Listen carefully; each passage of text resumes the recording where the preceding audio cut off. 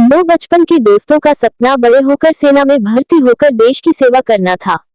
दोनों ने अपना यह सपना पूरा किया और सेना में भर्ती हो गए। बहुत जल्द उन्हें देश सेवा का अवसर भी प्राप्त हो गया। जंग छिड़ गई और उन्हें जंग में भेज दिया गया। वहां जाकर दोनों ने बहादुरी से दुश्मनों का सामना किया। जंग के दौरान एक दोस्त बुरी तरह घायल हो गया। जब दूसरे दोस्त को यह बात पता चली तो वह अपने घायल दोस्त को बचाने भागा। तब उसके कैप्टन ने उसे रोकते हुए कहा, अब वहां जाने का कोई मतलब नहीं। तुम जब तक वहां पहुंचोगे तुम्हारा दोस्त मर चुका होगा। लेकिन वह नहीं माना और अपने घायल दोस्त को लेने चला गया।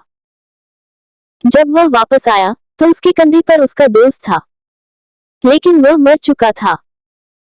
यह देख कैप्टन बोला, मैंने तुमसे कहा था ना कि वहां जाने का कोई मतलब नहीं। तुम अपने दोस्त को सही सलामत नहीं ला पाए, तुम्हारा जाना बेकार रहा। सैनिक ने उत्तर दिया, नहीं सर, मेरा वहां उसे लेने जाना बेकार नहीं रहा।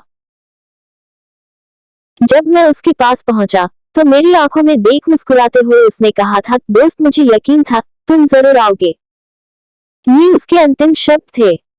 मैं उसे बचा तो नहीं पाया, लेकिन उसका मुझ पर और मेरी दोस्ती पर जो यकीन था उसे बचा लिया। एक राज्य में श्याम नामक युवक रहा करता था। एक बार उसने राजा के किसी आदेश की अवहेलना कर दी। अपने आदेश की अवहेलना राजा को कतई गवारा नहीं थी। जो भी उसके आदेश की अवहेलना करता दंड का पात्र बनता। श्याम को भी सैनिक बंदी बनाकर राजा के समक्ष ले गए। भरे दरबार में राजा ने उसे मृत्युदंड सुनाया।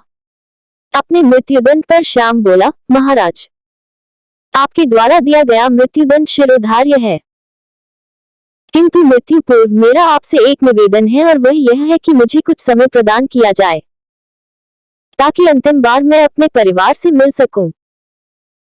राजा ने एक सिरे से उसका यह निवेदन अस्वीकार कर दिया। तुम पर कैसे विश्वास किया जा सकता है? यहाँ से जाने के उपरांत तुम वापस नहीं लौटे तो तुम्हारा यह निवेदन स्वीकार योग्य नहीं है। राजा के ये कहते ही राजदरबार में उपस्थित प्रजा में से एक युवक सामने आया और बोला, महाराज, मेरा आपसे निवेदन है कि श्याम को उसके परिवार से मिलने जाने दिया जाए। उसके वापस आते तक मुझे बंदी बनाकर रख लिया जाए। यदि वह वापस न आए तो उसके स्थान पर मृत्युदंड दे दिया जाए। युवक की बात सुनकर राजा आश्चर्यचकित रह गया। पहली बार ऐसा कोई व्यक्ति उसके सामने था जो किसी अन्य के लिए अपने प्राण देने तत्पर था। राजा ने पूछा, कौन हो युवक और इसका स्थान क्यों लेना चाहते हो? महाराज, मेरा नाम कन्हैया है। मैं श्याम का मित्र हूँ। मुझे पूरा विश्वास है कि अपने परिवार से मिलकर ये अवश्य वापस आएगा। युवक बोला। राजा ने सैनिकों को कन्हैया को बंदी बना लेने का आदेश दिया और श्याम को परिवार से मिलने जाने की अनुमति प्रदान कर दी। श्याम को 6 घंटे का समय दिया गया जिसमें उसे अपने परिवार से मिलकर वापस आना था। श्याम घोड़े पर सवार होकर अपने परिवार से मिलने पहुंचा और सबसे मिलकर तुरंत वापसी की राह पकड़ ली। वह समय व्यर्थ नहीं करना चाहता था। समय पर राजा के समक्ष न पहुंचने पर उसके मित्र के प्राण संकट में पड़ सकते थे।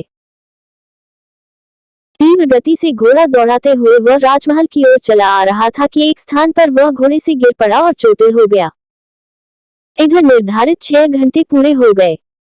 श्याम राजमहल नहीं पहुंच पाया। इस स्थिति में कन्हैया को मृत्युदंड के लिए तैयार किया जाने लगा। अपने अंतिम समय में कन्हैया ने श्याम का स्मरण किया और आंखें बंद कर ली।